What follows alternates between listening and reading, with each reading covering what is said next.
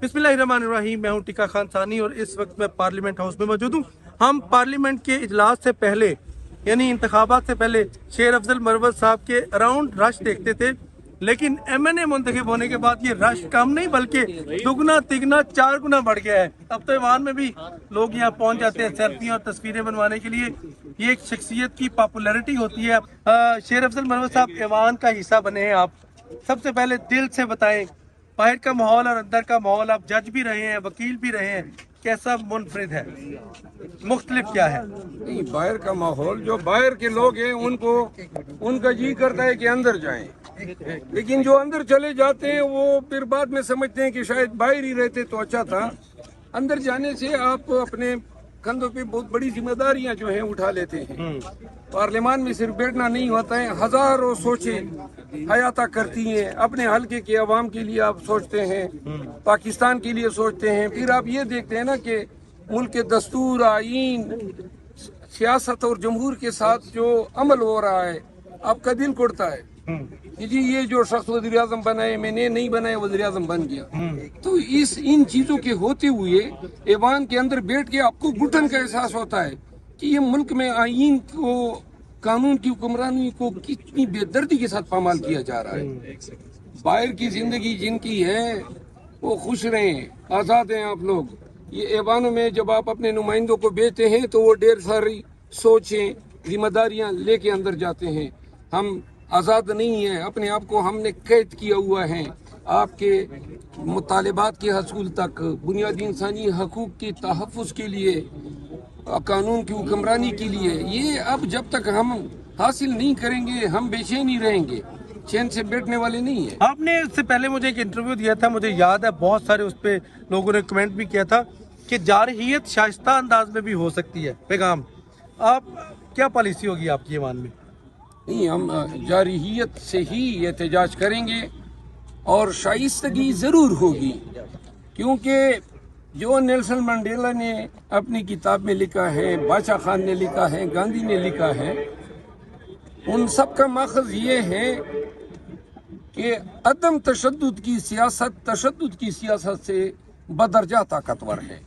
तो लिहाजा हम बेशक ऐवान में नारे लगाते हैं, चीखते हैं, चिल्लाते हैं, एहतजाज करते हैं, लेकिन कल आपने देखा वो एक खातून जो मेंबर थी PMLN की, जो बिल्कुल मुझे इश्तियाल दिला रही थी और शायद उसको ये कसदन भेजा गया था ताकि उनका ख्याल था कि मेरे हाथों शायद कोई तशद्दुद होगा। ये खामख्याली होगी। जब तक कि कोई दूसरा शख्स तशद्दुद नहीं करेगा, मेरी तरफ से इंशाल्लाह किसी पे एग्रेशन नहीं होगा। मुझे इतनी खुशी हुई है ये बात करके।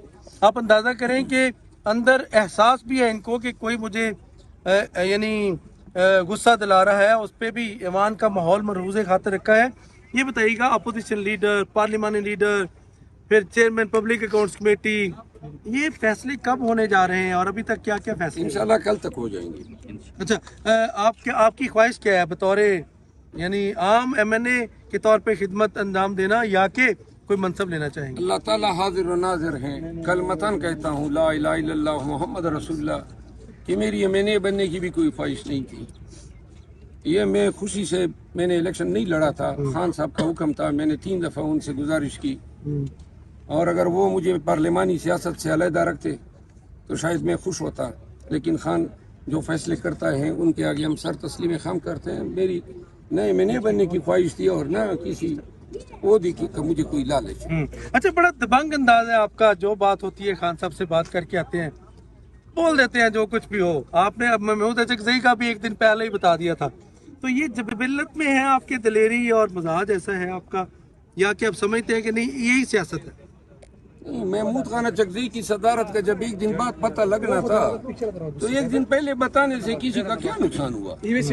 दूसरी बात यह है कि मैंने जिंदगी में और तजर्बे से ये बात सीखी है कि चाहे आप लगी लिपटी रख के बात करें या बगैर लगी लिपटी बात कर लें, लेकिन नतीजा वही होता है जो अल्लाह की तरफ से मुकर्रर शुदा है।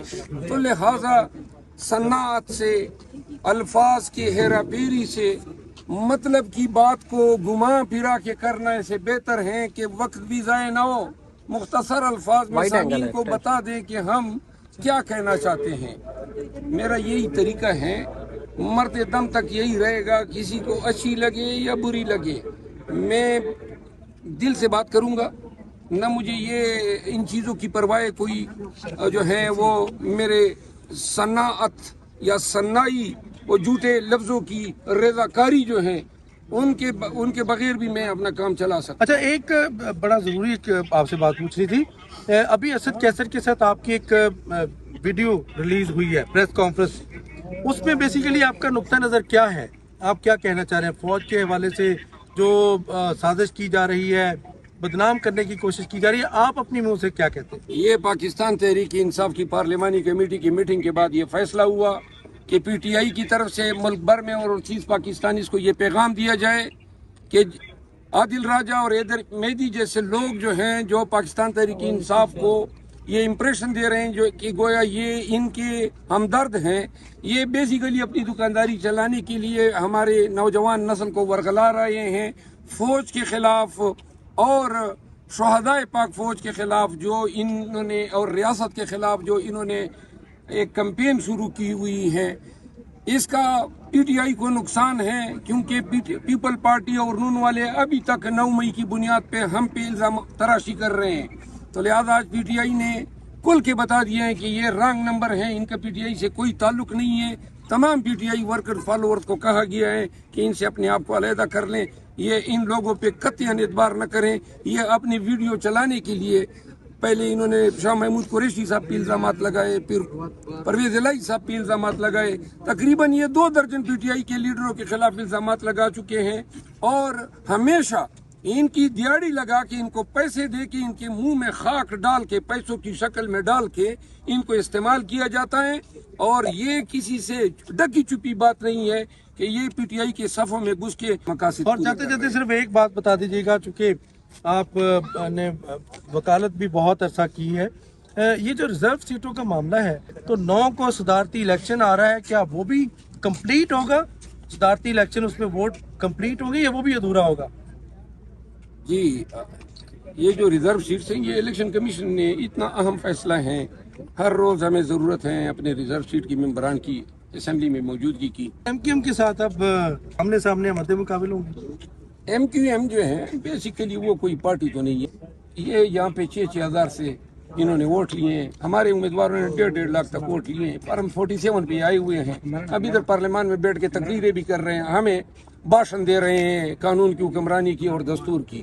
شرم آنی چاہیے ان کو. سیکھ رہے ہوتے ہیں, اتنا عرصہ ہو گیا پی ٹی آئی کو کور کرتے ہوئے, لیکن انہوں نے آ کے جو اندر پی ٹی آئی کے اندر عزم دیا, حوصلہ دیا, اس کے بعد پھر کیمپین ایک نئے سرے سے, اور پوری پارٹی ان سے عقیدت رکھتی ہے, شیر افضل مروت کا احترام کرتی ہے.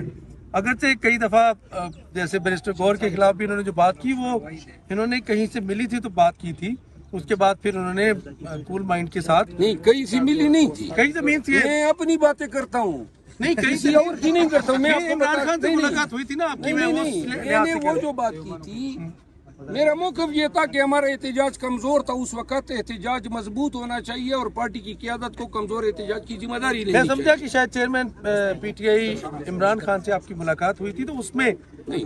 یہ عمران بات خان ہوئی صاحب کو تو میں نے شوکاس کے بارے میں بتایا تھا, اس پہ بات ہوئی تھی. پھر وہ خوش ہوئے کہ ناراض؟ اس نے تو مجھ سے پہلے عمر ایوب صاحب کی ملاقات ہوئی تھی, لیکن وہ شوکاس کی سہپاری نہ بنتی. اچھا, جاتے جاتے ایک ڈیزائر تو بتائیں کس کو ہونا چاہیے اپوزیشن لیڈر؟ چلیں آپ نے اگر ڈرا کیا تو آپ کے علاوہ. یار میرے علاوہ مجھے عمر ایوب کا طریقہ کار بہت پسند آیا ہے. طریقہ کار بہت پسند ہے. نہیں جی, خبر آ گئی عمر ایوب اپوزیشن لیڈر ہوں گے, یہ دبنگ انداز میں دبے لفظوں میں بتا دیا شیر افضل مروت صاحب نے. ٹیکا خان ثانی کو پارلیمنٹ ہاؤس سے اجازت دیجیے گا, نئی پیش رفت کے ساتھ ہم آپ کو بتاتے رہا کریں گے. اللہ حافظ.